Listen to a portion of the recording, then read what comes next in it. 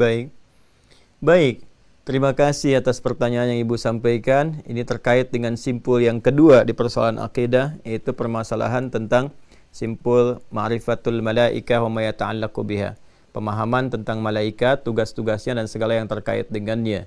Bagi kita yang telah belajar, dan saya sarankan juga Ibu kemudian melihat kembali pembahasan malaikat, khususnya yang kita bahas tentang malaikat munkar dan nakir.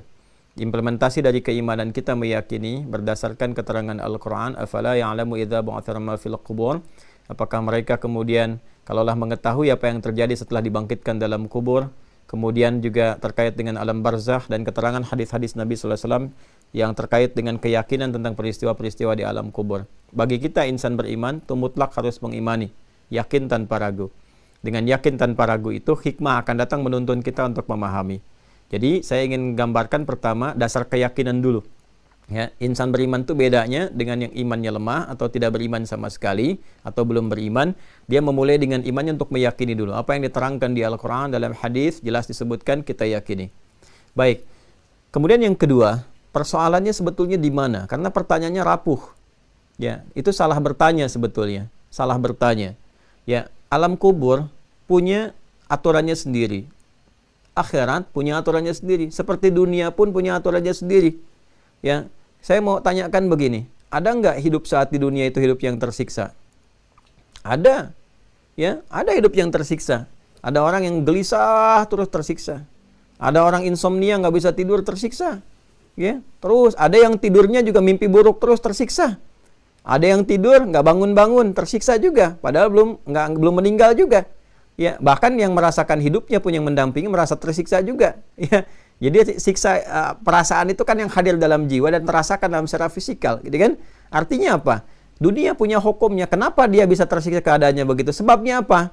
Yang gelisah itu sebabnya karena nggak dapat solusi, gitu kan? Karena hatinya kurang lapang. Karena hati kurang lapang, maka setiap ada persoalan jadi susah, tersiksa dengan persoalan itu. Kan ada sebab kan? Baik, kenapa dia bisa sakit sampai koma demikian? Ada sebabnya. Misalnya makan makanan yang tidak tepat, minum minuman yang salah, ada sebab. Karena itulah kita belajar di dunia ini supaya tidak terlibat pada hal-hal yang menyebabkan kita tersiksa. Ya, makan makanan, jangan sampai makan makanan yang tidak menyehatkan. Makan makanan yang haram. Ya, terlibat pada perbuatan-perbuatan buruk sehingga membuat kita tersiksa dengan gelisah. Ya, orang yang korupsi itu akan tersiksa hidupnya karena terpikir terus, takut ketahuan, ya, takut ditangkap. Ya, orang yang berzina, selingkuh itu pasti tersiksa. Kenapa? Jadi beban dalam hidupnya. Takut diketahui, pergi sembunyi-sembunyi. Sekarang tidak bebas lagi beraktivitas. Itu kan tersiksa. Karena itu dilarang berzina, dilarang mencuri, dilarang korupsi, dilarang kemudian berkata-kata kotor supaya tidak tersiksa. Ada orang bicaranya tidak tepat, ya, misalnya bicara yang buruk tentang suku A, suku B, berkata yang tidak baik misalnya, akan tersiksa. Ketika orang-orang banyak protes, orang-orang banyak mencela, dia merasa tidak tenang, gitu kan? Karena itu belajar untuk berkata-kata yang baik, jangan mencela, jangan bikin hoax dan sebagainya. Itu hukum. Itu dunia, artinya ada sebab akibat. Hukum dunia punya hukumnya. Alam kubur pun punya hukumnya sendiri. Kalau Anda di dunianya mengerjakan ini, di alam kuburnya akan begini.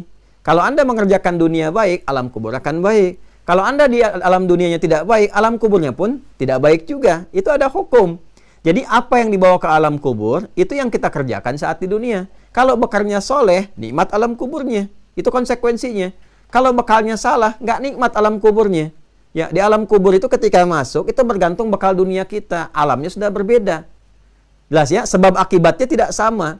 Sebab akibat yang dibawa ke alam kubur itu amal kita. Karena itu semua yang melekat pada dunia, itu sudah tinggal. Telah meninggal dunia, meninggalkan semua dunia. Yang dibawa itu cuma amal saja.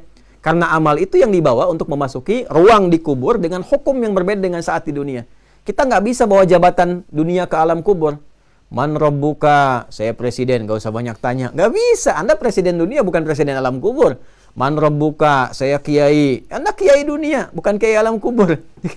Man rabbuka, oh saya adalah Crazy Rich Riau, orang terkaya di Riau. Nggak bisa, Anda dunia, sekarang sudah alam kubur. Kalau sudah alam kubur, semua sama. Semua sama, tinggal amal yang menentukan, itu hukumnya. Nah, amal itu cuma dua sifatnya, soleh atau salah. Soleh sebabnya menjadikan mendapatkan akibat, salah sebabnya menjadikan akibat. Apa akibatnya? Bagi kita umat Islam, orang-orang yang soleh mendapatkan kehormatan sejak di alam kuburnya. Diminta untuk istirahat. Silahkan istirahat dulu. Nikmati dulu sementara sambil nunggu hisab nanti. Ini hukum alam kubur. Diberikan kenikmatan sementara di alam kubur sambil nunggu. Sama kayak kita masuk waiting room. Ibu mau terbang dari Riau, mau umroh, haji, ya kan? Kan ke bandara dulu tuh waiting roomnya. Kan di waiting room itu apa yang dikerjakan? Kalau ibu kelasnya kelas bagus, bekalnya bagus, ya kan? Ongkosnya banyak, ONA plus, ibu kan masuk apa? VVIP kan? Ya, bisa makannya enak, minumnya enak, dilayani macam-macam, ya kan?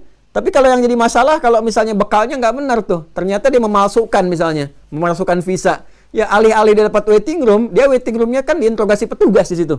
Ya, jangankan dapat makanan, yang dia dapatkan cacian, macam-macam, mungkin hukuman, ancaman, Anda dihukum, di penjaranya kan bukan di situ.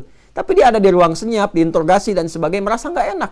Nggak enak, gelisah, dicurigai dan sebagainya. Belum dihukumnya. Dihukumnya kan bukan saat di waiting room, nanti setelah keluar dari situ. Tapi dia mendapatkan konsekuensi dari perbuatannya. Sekarang orang sebelum masuk ke akhirat, masuk waiting room, bekal yang dibawa apa? Kalau dia saleh, dapat kesempatan baik. Banyak ayat turun nanti. Yang paling viral kan di Quran surah ketiga Al-Imran. Ayat 169 sampai 171 itu. وَلَا تَحْسَبَنَّ الَّذِينَ قُتِلُوا فِي سَبِيلِ اللَّهِ أَمْوَاتًا ya bal ahya'un 'inda rabbihim yurzaqun farihina bima atahumullahu min fadli wa yastabshiruna bil ladzina lam yalhaqu bihim min khalfihim alla khaufun 'alaihim wa lahum yahzanun. Ya kan? Ya mereka merasakan kegembiraan, nikmat, enak, difasilitasi, bahkan malaikat dalam hadis mengatakan nyuruh istirahat. Istirahat aja dulu, tunggu hisab. Nih fasilitas sambil nunggu hisab. Bahasa kita ya begitu. Hadisnya sahih, sudah saya sampaikan dalam kajian yang detil. Yang nggak ada bekal, bagaimana diberikan fasilitas? Bekal yang nggak ada. Ya, dikonfirmasi dulu, man rabbuka, susah. Ya, kita yang ngaji ya bisa jawab, man rabbuka, udah hatam tauhid 62 video bisa kan. Kalau sanggup. Tapi kalau kita sudah biasa kan man rabbuka Allah, kenal nggak dengan yang ini? Muhammad Rasulullah, istirahat. Tapi kalau nggak punya bekal, nggak punya macam-macam dan sebagainya, konsekuensi dia dapatkan apa itu? Gimana bisa diberikan bekal? Ya, masuk ke situ nggak ada bekalnya, nggak ada apanya, nggak ada macam-macam, sudah nggak dapat fasilitas. Yang didapatkan apa? Keadaan aja sudah gelap keadaannya, ya. Kemudian keadaan yang sulit, berat, ya. Kemudian dapat konsekuensi karena sebab hukum alam kubur, nggak bisa ditanya, dipukul pakai palu, itu hukum. Ya, itu nggak bisa kita bawa ke dalam hukum dunia, hukumnya alam kubur kok. Kita dari sini, saya ini di Indonesia, ibu di Indonesia. Kita ke Amerika pakai hukum Amerika di sananya. Nggak bisa pakai hukum Indonesia. Orang ke Singapura pakai hukum Singapura. Begitu masuk mobil nggak mau buang sampah. Begitu buang sampah denda, bisa masuk penjara gitu kan. Yang dipakai hukum Singapura. Ke toilet Singapura dengan toilet Lebak Bulus di Jakarta atau toilet Kampung Rambutan, itu beda hukumnya. Ya nggak bisa kita hukum Kampung Rambutan dibawa ke Singapura. Beda hukumnya. Ya kita pengen masuk ke alam kubur dan pasti masuk. Nggak bisa bawa hukum dunia ke situ. Hukumnya sudah jelas. Bagi kita orang beriman dikonfirmasi dengan pertanyaan. Man rabbuka, bisa jawab, nikmat. Nggak bisa jawab, bermasalah. Ya. Fayudrabu bimitraqatin min hadid, maka dipukul kemudian di keningnya dengan palu dari besi gitu kan. Dikonfirmasi, kamu ini kasih kehidupan sekian puluh tahun, sekian kenal Nabi Muhammad aja enggak. La ilaha illallah enggak bisa. Anak 5 tahun belum balik bisa la ilaha illallah. Kamu 50 tahun untuk mengucapkan itu nggak sanggup. Kurang berapa lama lagi? Dan sebagainya. Itu hukum.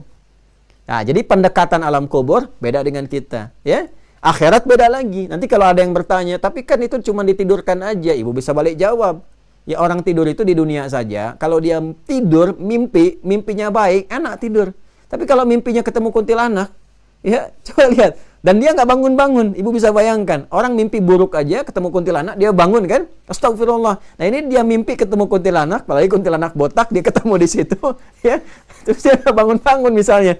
Ya klik. Dia nggak bangun-bangun tuh. Ya, terus nggak bisa bangun. Tersiksa kan keadaannya. Teriak ini, itu, dan sebagainya. Sekarang dia di alam kubur nggak bisa bangun. Dan tersiksa dengan itu semua. Bisa kebayang nggak? Nah, jadi semua jelas sebetulnya. Jadi kalau kita beriman dulu, Allah akan bimbing pakai hikmah. Pertama, pertanyaannya salah. Karena menyamakan hukum akhirat dengan alam kubur. Itu sudah keliru sendiri. Ya, hukum kubur pun dengan dunia sudah beda. Jadi kubur punya hukumnya, dunia punya hukumnya, akhirat punya hukumnya.